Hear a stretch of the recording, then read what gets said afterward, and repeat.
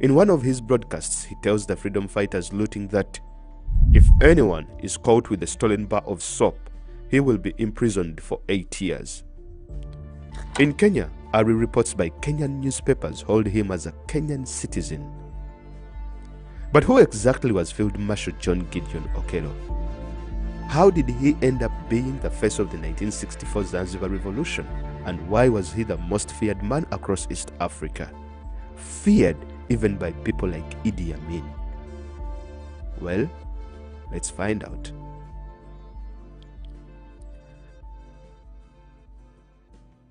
The man who would become the face of the Zanzibar Revolution wasn't even born Zanzibari. In fact, he is Ugandan, born in the northern district of Lango in what was then the Uganda Protectorate. It is the 6th of October 1937. Okello and his wife Elwol Akuro give birth to their 5th child. This child will be lucky since 10 out of their 13 children would succumb to illness. At 2, they baptize him as Gideon and give him a Langon name, Ituku, meaning we have hope he will live to help us parents.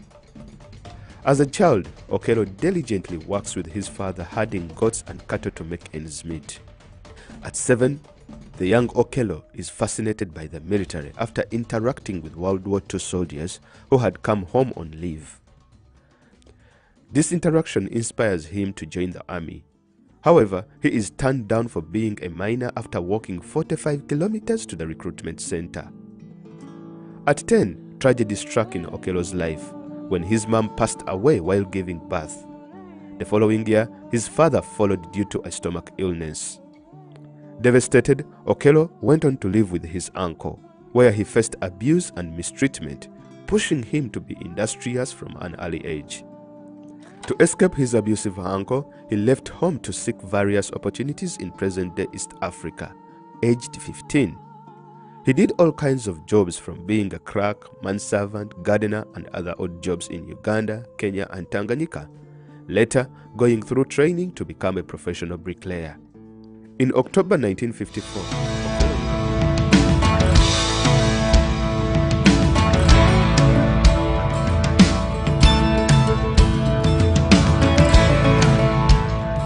welcome back. It's a really bombastic, the start of this man. You could say that this guy was born to be influential, really right from his youth. Can you imagine trekking 45 miles so at the age of 9 so that you can join the military? I mean, what kind of a child is that? That must have been something extraordinary. I was blown away by this story.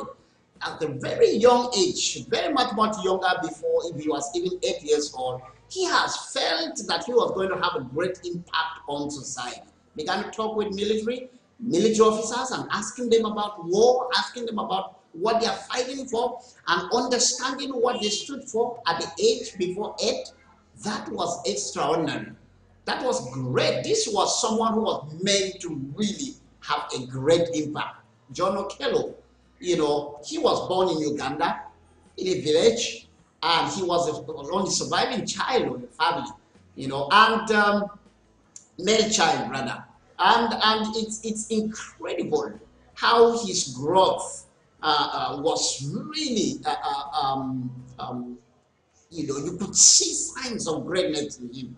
And of course, in Africa here, where life is hard and you are born on a hard ground, so we toughen up right from childhood. You learn to be tough. You either survive or you don't survive.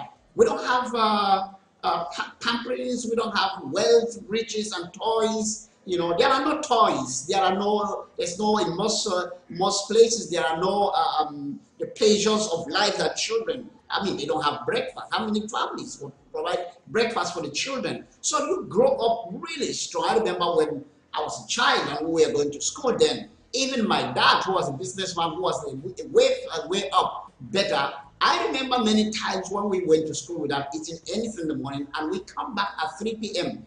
to eat our lunch, our breakfast and lunch. It is incredible.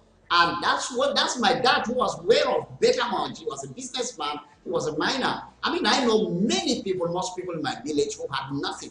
And yet their children will go to school every day hungry, sometimes come back from school and even not have food to eat till supper, you know, and then you come back from school and go to the farm and help your parents at the farm, you know, and it's incredible. So this kind of upbringing that John Okello had was really powerful.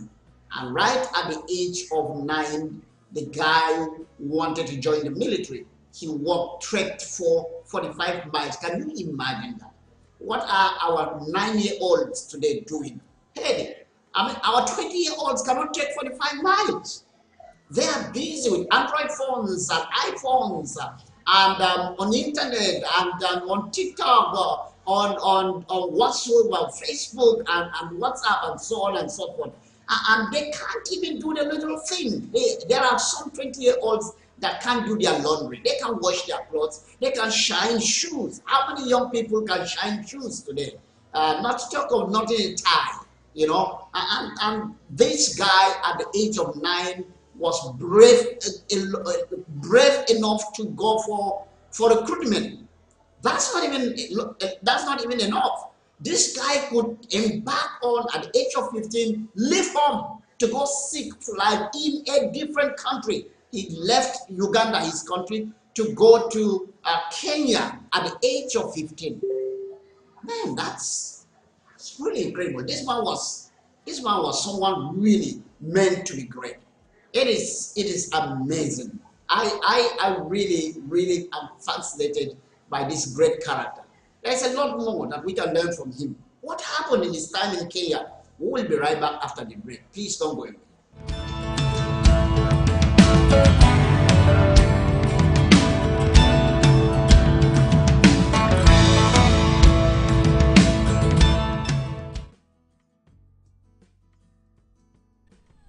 Thank you. Hey, I'm Ken McClinton, the host of the Exceptional Conservative Show, live from the nation's capital. I love this cat, the Exceptional Conservative Show cat, Jacob. We love you, and we want you to know we love the fact that you watch TECNTV.com. As chairman, founder, and president, we wish you much love and much affection. I love you. I love you. Hey, this is Pastor Greg right here watching TECNTV.com live and enjoying. You should join me here on ChildrenGenerationRadio.com, and also my other favorite thing, ministering the gospel in India. Hi, I'm Bob Record, and as you can see, I love hunting. And I also love watching TECNTV.com. Why don't you join me in doing that? But in the meantime, I'm headed back to the field. See you later. Hi, my name is Tiffany Jones from Beyond the Lines. And when I'm not exploring Los Angeles, I am watching TECNTV.com. TECNTV.com. I love it. I'm David McQuell. I'm the host of Global Impact on TECN. I'm a missionary in Abidjan, West Africa, working on establishing the largest history center. Whether I'm in the field or I'm working on history, I love TECN TV.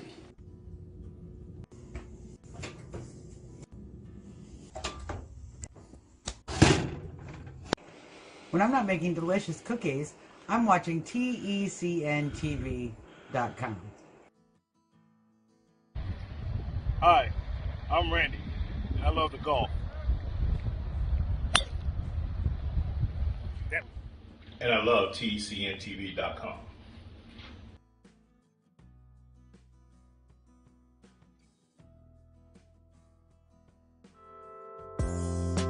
Dreams are potential seeds.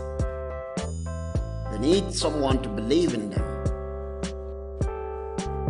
They need someone to finance them. And they need someone to embrace them. Partner today with the World Mission Center, Abidjan, the Ivory Coast, and help us win Africa for Christ.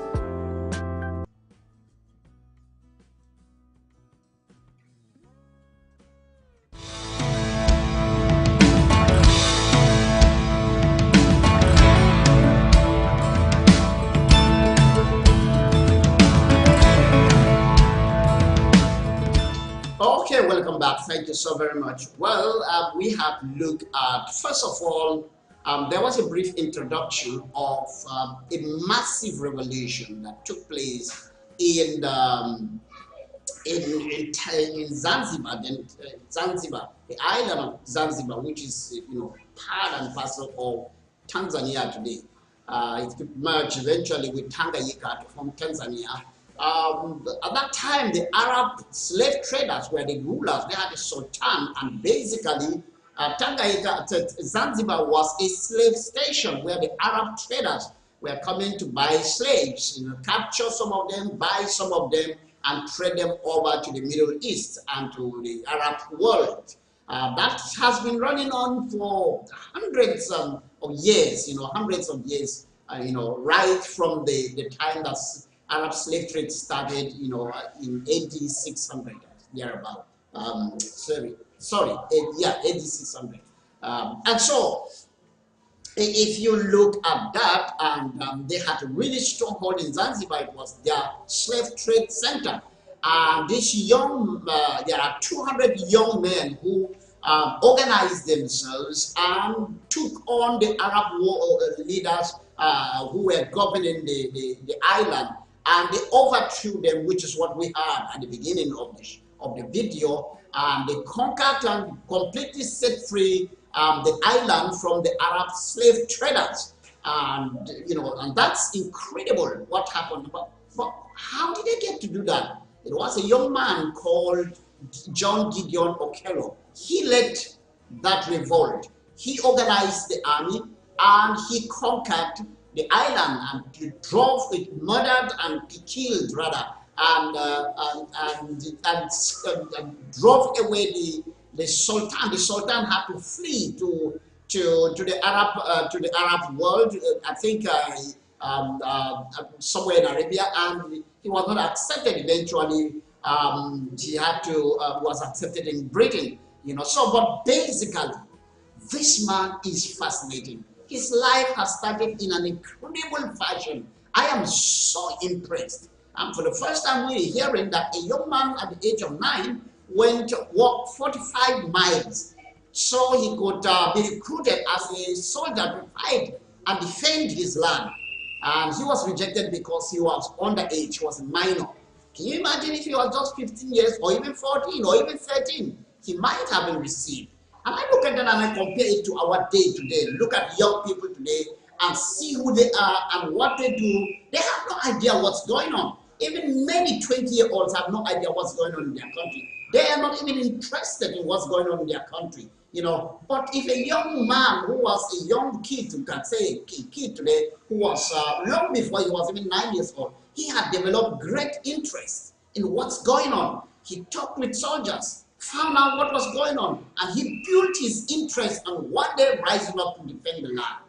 It's incredible.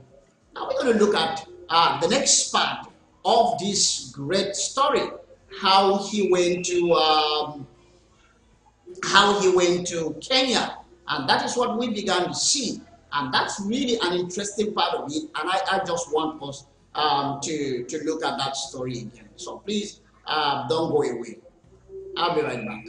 Hope he will live to help us parents. As a child, Okello diligently works with his father herding goats and cattle to make ends meet. At 7, the young Okello is fascinated by the military after interacting with World War II soldiers who had come home on leave. This interaction inspires him to join the army. However, he is turned down for being a minor after walking 45 kilometers to the recruitment center. At 10, tragedy struck in Okello's life when his mom passed away while giving birth. The following year, his father followed due to a stomach illness. Devastated, Okello went on to live with his uncle, where he faced abuse and mistreatment, pushing him to be industrious from an early age. To escape his abusive uncle, he left home to seek various opportunities in present-day East Africa, aged 15. He did all kinds of jobs, from being a clerk, manservant, gardener, and other odd jobs in Uganda, Kenya, and Tanganyika, later going through training to become a professional bricklayer. In October 1954, Okello relocates to Nairobi in search of better work.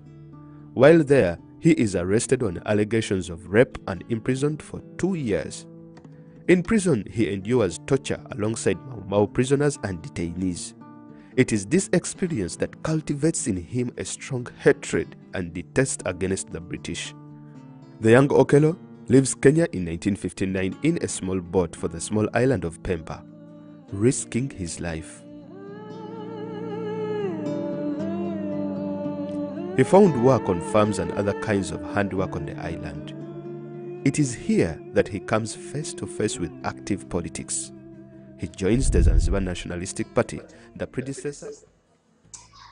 Welcome back, welcome back. Now, so this is the second part of the story of Okello's life. It wasn't really a pleasant, it wasn't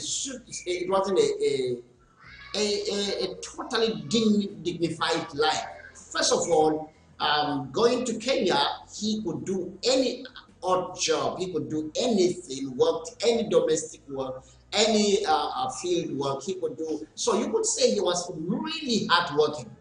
He was truly hardworking. Of course, going backward, in fact, again, so before he was 6 years, he was already involved in working and providing for the family, joining his father to work and provide for the family before he was 6 years old. Can you imagine that? And by the time he was 7 years, that was when he began to engage with the military and to find out what's going on, trying to understand what was going on in his nation, what was going on with the colonial masters, what was going on with politics at the age of 7. At the age of 10, before he was 10, that was when he went, to try to join the military, at the age of 9. And he was rejected. He trekked on foot for about 45 miles so that he can be recruited into the military and to serve. And he was rejected because he was a minor. At the age of 10, he lost both parents. First of all, the mother died, and then the dad followed. So at the age of 10, can you imagine? Wow, that was really tragic. That was truly tragic. Now, so I mean, that's like going through a whole lot of issues, losing your parents at that very young age. But the difference is that he was an industrious child already. He was already industrious. He knew hard work. He knew labor. He knew how to put his hand to work. He knew what it takes to survive already at that age. I wish that we would understand what was going through the mind of this young man as he began to, get involved in the world. It is apparent that he understood a lot about life.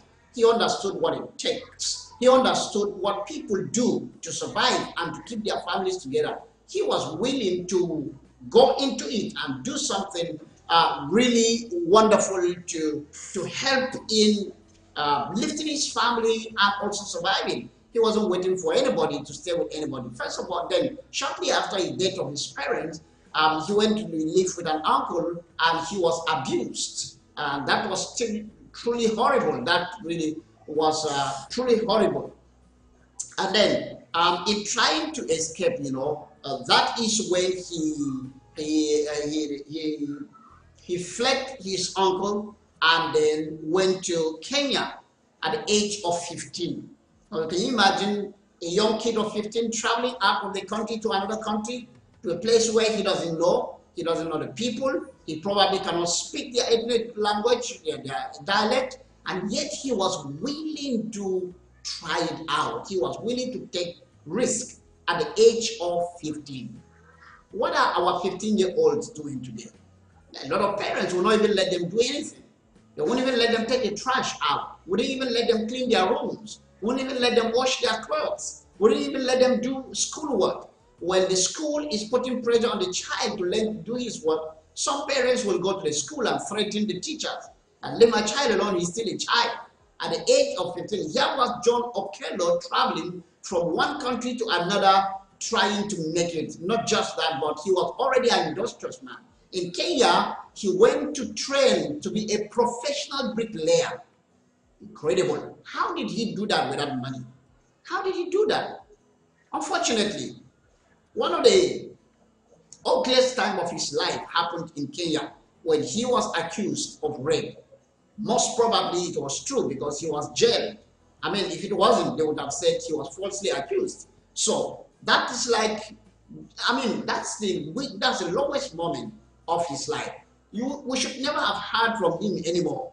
But you know, even in his errors, even in his faults, he was willing to learn.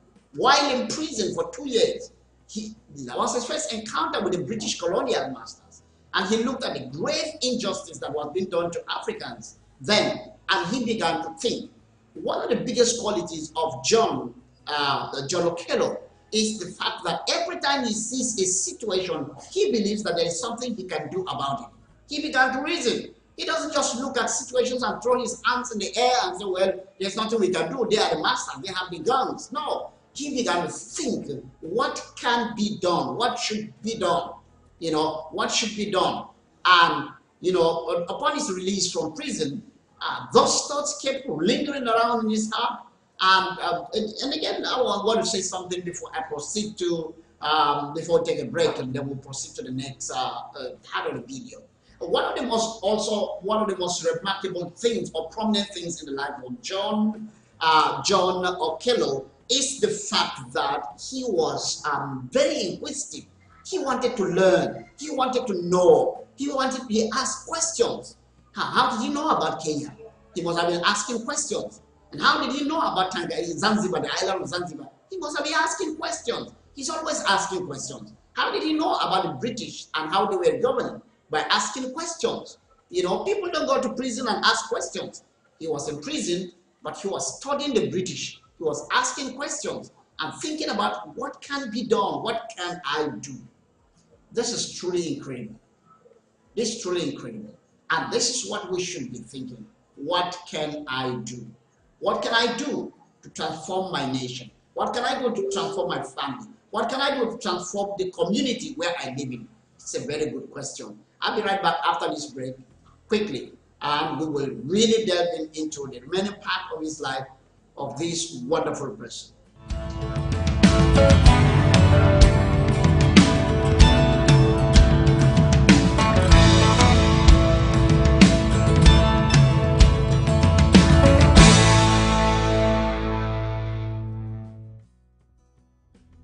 What happened to the church? To the living, powerful, transformative, nation-shaking Christianity? What they're trying to do is completely demolish Western civilization and then to rebuild it in a just society. How do you break down American Christianity?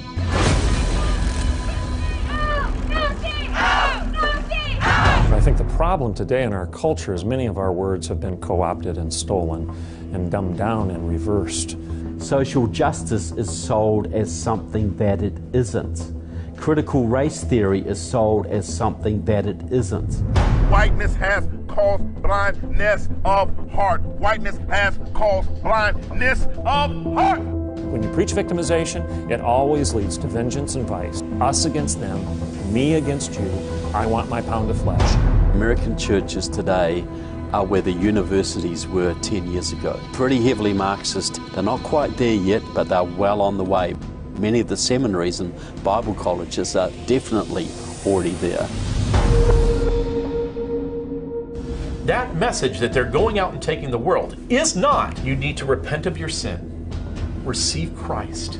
Instead, the message that you actually have is they are under the weight of racism or sexism or homophobia, and then we need to unify them together.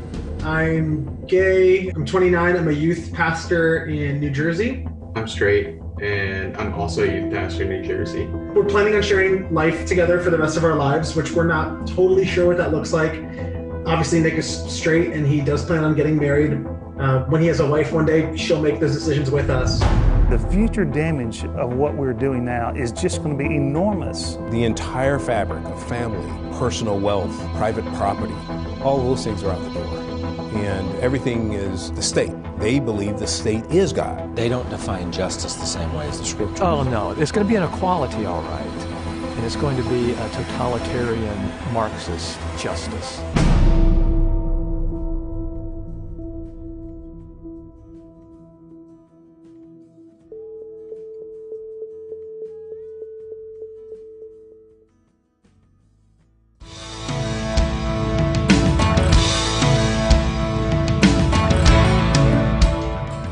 Welcome back, incredible fellow John Gideon Okello, a man that led single-handedly, organized 200 men, led to a revolt in the island of Zanzibar, and overthrew the Sultan, who was there installed and running the island as a stronghold market for slave trade in East African region. In fact, not only that, John Okello was the most feared man. For the first time, we know one person that Idi Amin feared. It was John Okello. He thought that John Okello could actually remove him. He was greatly feared. However, we know very little about this man. Most of us have never heard about him. But we are looking at his life and we are looking at a third phase of his life now. First of all, he was born and brought up in Uganda. And we know his early life, he was industrious, he was hardworking, and he was concerned about national issues. He was inquisitive to ask questions, and he even tried to join the military at the age of 9. Now, then second phase is at the age of 15, having lost both parents and has gone to survived an abusive uncle, he had to flee on his own at the age of 15 to a foreign land, Kenya, and to seek a better life there. And of course, he worked hard, he did everything. Unfortunately, he didn't make the right choices at times. And one of the most terrible things that he did was rape, and which landed him in prison for 2 years. Upon release, we want to see what happened next. From what we have heard, he went to the island of Zanzibar, and that's what we're going to begin to see from now. Quickly, please. So, test against the British. The young Okello leaves Kenya in 1959 in a small boat for the small island of Pemba, risking his life. He found work on farms and other kinds of handwork on the island. It is here that he comes face to face with active politics. He joins the Zanzibar Nationalistic Party, the predecessor of the Afro-Shirazi Party led by Sheikh Obed Karume, which mainly advocated for the overthrow of the oppressive Arab rule. As a member of the ASP, Okello delivered speeches attributed to Arabs and encouraged people to raise up like the Mau Mau in Kenya and Majimaji in Tanzania. In 1961, the party made Okello the youth secretary for Pemba. In the position, he would travel around Zanzibar and Pemba delivering more speeches at union branches and organizing a revolution to overthrow the Sultan. Slowly but sure, careful in his steps, he turned his followers into a small resilient army of determined African nationalists who had to adhere to strict rules like sexual abstinence, banning raw meat and alcohol. One should note that even with all this, Okello is not among the most popular leaders in Zanzibar, fighting against the Arabs at the moment.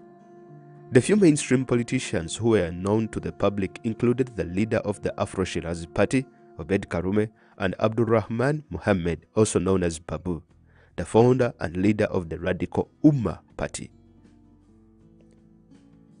Each of the three had a plot to overthrow the government, but it was Okello's plan, which was far more advanced, decisive, and which struck the blow that brought down the Sultan's regime. The strength of Okello's strategy was supported by the fact that a majority of Africans on the Zanzibar island were poor, uneducated, and lived in an informal setting. It is these everyday disgruntled Zanzibaris that Okello targeted and appealed to using informal methods.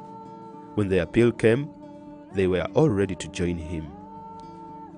When he claimed that he had been given orders in his dreams by God to break the powerful position of the Arabs in Zanzibar and Pemba, more masses followed. It is D-Day, the night of the attack. But before the attack, Okello gives his men orders telling them to kill all Arabs between the age of 18 and 25 years, to spare pregnant and elderly women, and not to rape virgins because it would bring bad luck. So, the rebels strike at exactly 3 a.m., breaking into the police and the government armory, stealing hundreds of automatic rifles and submachine guns. They seized the cable office, cutting all outside communication. Within 6 hours, the town's telegraph office and the main government buildings are all under revolutionary control. By 2 p.m., the island's only airstrip is captured with no plane allowed to lift off or land. In the countryside, fierce fighting erupts between the rural Arabs known as the Manga and the Africans.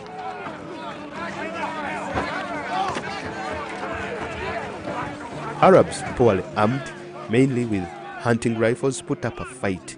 But with the new arms seized from the police stations and reinforcements, the Arabs are doomed. It was a slaughter. On the run, the Sultan's palace and other properties are seized by the revolutionary government. After 12 hours of fighting, at least 80 people were killed and 200 injured, the majority of whom were Arabs. The scenes were gruesome, with battered bodies of... Wow, so that's really incredible, and our time is fast spent. We really would love to quickly go on and look at how the end for him came. You know, this man was incredibly a great man by all standards. However, he made some terrible mistakes, you know, and we want to look at that right straight away. I'm above the government and cannot die. These broadcasts created an image of the new revolutionary government as being extremist and unstable. As you could predict, he was becoming a threat to the new administration of Obed Karume. The behavior of Okello's supporters, his violent rhetoric, Ugandan accent, and Christian beliefs alienated many in a largely Muslim moderate Zanzibar. By March, many of the members of his militia had been disarmed by Karume's supporters and the Umma Party militia. It is from Okello's irrational character and his love for the limelight that the leader of the Afro-Shirazi Party and other allies who had joined Okello to form the new government plotted his expulsion. Careful not to anger his followers and mercenaries who terrorized the streets of Zanzibar, Karume hatched a plot to deal with Okello once and for all while he traveled to mainland Tanganyika as he regularly did. It is the 11th of March 1964. An East African Airways Flight 304 approaches the main airport on the island. As it touches the runway, a message flashes ahead. It is I, the Field Marshal, who comes. Have my army and press waiting. However, today, there will be no army waiting. But Obed Karume, the leader of the Afro-Shirazi Party, and his peers are waiting with a banishment order. Upon arrival in Zanzibar, Karume tells the Field Marshal he is not needed in Zanzibar anymore. Field Marshal John Gideon Okello's downfall begins at this moment. Returning to... Wow. So, right there you have it. That was the beginning of his fall. Personal pride,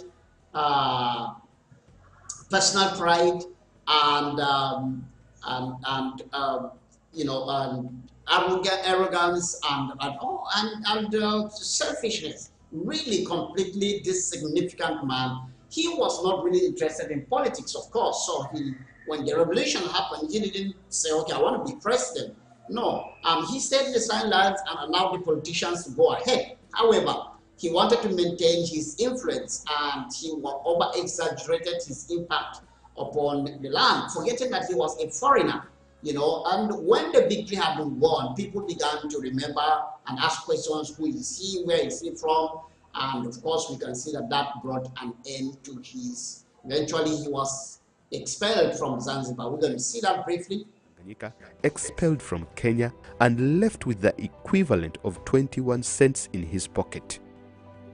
When the Field Marshal Okello was forced to leave Nairobi, an Ethiopian admirer brought him a small French sedan worth $2,420 US. It then developed that Okello could not drive, so a local bar attendant was rounded up to drive him to the Ugandan border. Halfway there, they ran out of fuel, stuck by the roadside with a new car and only 21 cents in cash. Marshal Okello stopped a passerby and borrowed $14 for fuel to get across the border. Uganda was the only place in East Africa open to him. The country did so only because no one else wanted him. You see, even in his defeat, the 4 East African countries still feared Okello. They viewed him as a security risk because of his singular hold on the illiterate, impoverished, and discontented masses. If Okello got to this group of people in these countries, the leaders feared that he could be the spark that could ignite a tinderbox. His travels and movements were always monitored around the region with no breathing space at all. He spent the rest of his life in and out of prison, accused by governments of Kenya, Uganda, and Tanzania of conspiring against them. In November 1964, even Hastings Banda accused him of planning to overthrow Malawi's government. The Uganda he returned to was also grappling with the crisis under Obote. He was last publicly seen in 1971 with another emerging Ugandan field marshal, Idi Amin Dada. Meeting Amin, Okello said, "Ever since I left Zanzibar in 1964, I have been robbed, mistreated, and imprisoned by the Obote regime. Wherever I went, I was followed like a dog by the General Service Unit and could never move freely as I am able now."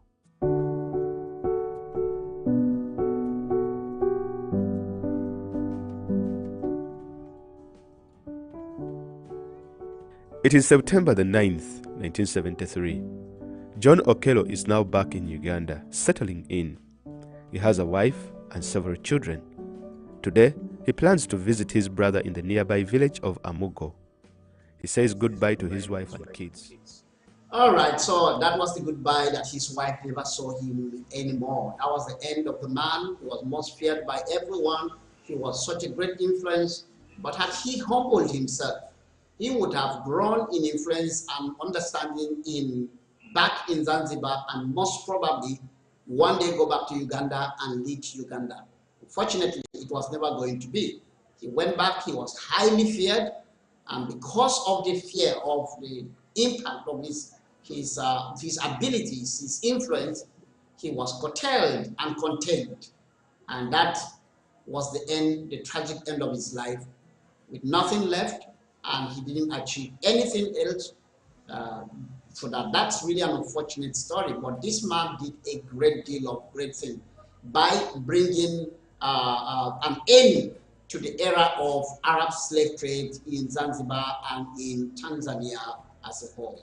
Thank you so very much for watching today. Tomorrow we'll be back with another character, wonderful characters, people that had great impact on Africa, but their stories ended up controversial. Thank you so very much for tuning in today. We appreciate you, and we would like to have you again tomorrow at the same time. God bless you all. Continue to watch TECNTV.com.